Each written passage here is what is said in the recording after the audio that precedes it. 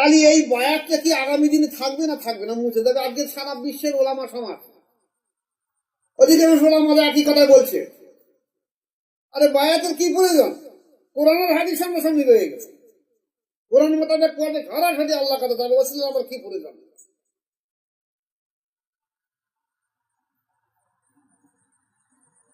একদম ভুল আকীদার উপরে দাঁড়িয়ে।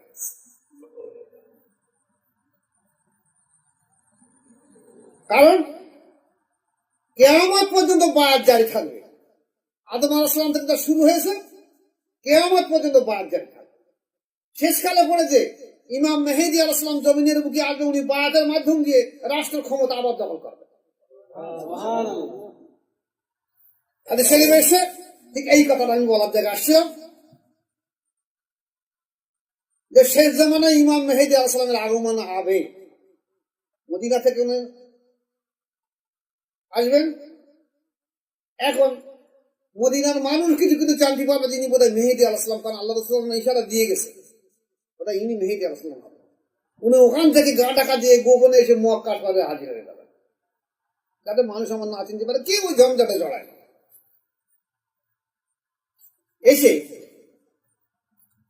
হাজরে আসওয়াদ পাথর আছে, আর এই পাশে রয়েছে যেখানে নামাজ পড়ে যাবেন কি বলে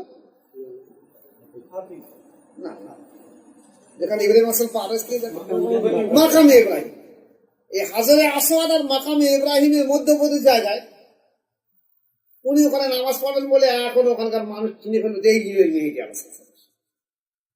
ওনার কথা সবাই শুধু আমি বায়াত করবো, আমাদের বায়াত করবো বলছে, আমি বায়াত করবো, আমি কে? বলছে না, আমরা চিন্তা করি আপনি আপনি মেহেদী আলাইহিস সালাম। রাসূলুল্লাহ সাল্লাল্লাহু আলাইহি ওয়াসাল্লাম যে সিমটম, যে পদ্ধতি, যে ইশারা ইঙ্গিত দিয়ে গেছে, সেই সমস্ত সিমটম পদ্ধতি আপনার ভিতরে আছে, আপনি ইমাম মেহেদী আলাইহিস সালাম, আপনি আমাদেরকে বায়াত করে দেন। শুরু হলো আমার নতুন করে বায়াত, ব্যাপক মানুষ ওনার কাছে বায়াত গ্রহণ।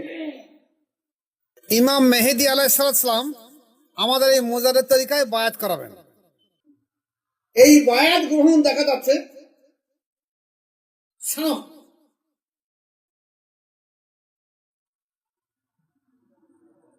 শাম বর্তমানে সিরিয়া নাম হয়েছে, আর ইসরায়েল থেকে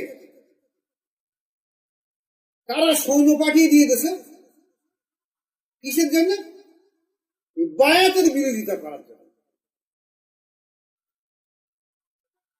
মানে আজকের বিরোধিতা নয়, অতীতের বিরোধিতা। আমি বলেছি যে বায়াতের শেখালো